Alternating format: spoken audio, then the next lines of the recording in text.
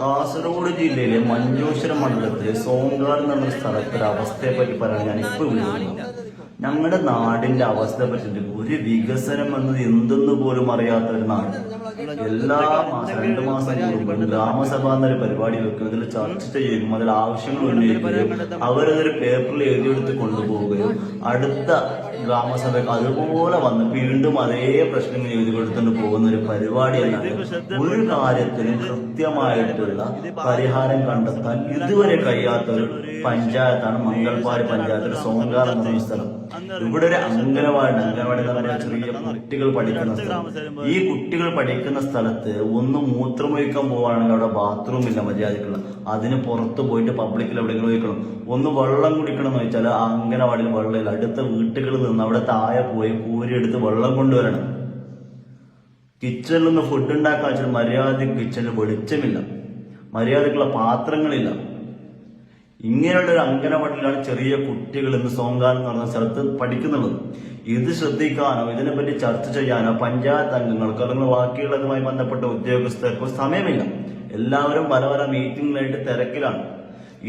ഈ കാര്യം ചർച്ച ചെയ്യാൻ വേണ്ടിയിട്ട് ഞങ്ങളുടെ പഞ്ചായത്ത് മെമ്പർ പഞ്ചായത്ത് സെക്രട്ടറിയെ കാണാൻ പോവുകയും ഒന്ന് വരണമെന്ന ആവശ്യം ഉന്നയിക്കുകയും പറഞ്ഞപ്പോൾ മൂപ്പര് വലിയ തിരക്കുള്ള ആളാണ്. മൂപ്പർക്ക് ഒരുപാട് മീറ്റിങ്ങുകൾ ഉണ്ടായിപ്പോയി. അതുകൊണ്ട് മൂപ്പർക്ക് ഇതുവരെ അങ്ങോട്ട് വരാനും പറ്റിയിട്ടില്ല. അങ്ങനെ ഇന്നലെ ഗ്രാമസഭ വെച്ചപ്പോൾ നാട്ടിലെ യുവാക്കൾ ചേരുകയും നല്ല രീതിക്ക് തന്നെ പ്രതിഷേധം അറിയിക്കുകയും ചെയ്തു. അടുത്ത പ്രാവശ്യം ഇങ്ങനെ ഗ്രാമസഭ വെക്കുകയാണെങ്കിൽ ഞങ്ങൾ പ്രതിഷേധിക്കുകയും അതിലിരുന്ന ഉദ്യോഗസ്ഥർ തടഞ്ഞു വെക്കുകയും പറഞ്ഞു നടന്ന യുവാക്കൾ. എന്താണ് ചെറിയ കുട്ടികൾ പഠിക്കുന്ന സ്ഥലത്തെ കാര്യം ഞാൻ പറയുന്നുള്ളത്? അവര് നടന്ന വഴി വരുന്ന വഴി കാണണം.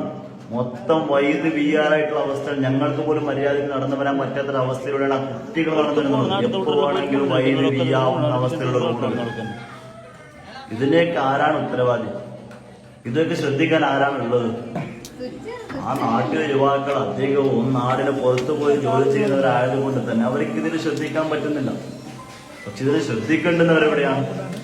അവരൊക്കെയും മൗനത്തിലും ഇതൊന്നും ആരും പറയുന്നില്ലല്ലോ, സംസാരിക്കുന്നില്ലല്ലോ. ഇതിങ്ങനെ നടന്നോട്ടെ. പൊളിഞ്ഞു വീഴാറായ വാതിലുകൾ, ഉറപ്പുകളില്ലാത്ത മതിൽകെട്ടുകൾ, ഇതൊക്കെയാണ് അംഗനവാടിയുടെ അവസ്ഥ. ഒരു വികസനം കണ്ടിട്ട് വർഷങ്ങളായി. പിന്നെ നാട്ടിലെ പ്രശ്നങ്ങൾ വേറെ. ഒരു ഹൈമാസിലായിട്ട് പഞ്ചായത്ത് വരെ കിട്ടി, അത് കേട് വന്നിട്ട് മാസങ്ങളും വർഷങ്ങളായി. അത് നന്നാക്കാൻ പറ്റിയിട്ടില്ല. റോഡിനരികിൽ ചെന്ന് ഡ്രെയിനേജുകളില്ല. ഒരു മഴ വന്നാൽ മൊത്തം റോഡുകൾ വെള്ളം കെട്ടി അങ്ങ് കിടക്കും. ഇതൊന്നും പരിഹരിക്കാൻ ആർക്കും സമയമില്ല. എല്ലാവരും തിരക്കിലാണ്. എല്ലാ ഗവൺമെന്റ് ഉദ്യോഗസ്ഥരും വേറെ കാര്യങ്ങൾ തിരക്കാണ്. പഞ്ചായത്ത് സെക്രട്ടറി ആയിട്ട് ആ പഞ്ചായത്ത് നടക്കുന്ന പ്രശ്നങ്ങൾ പോലും സംസാരിക്കാനും അതിന് പരിഹാരം കണ്ടെത്താൻ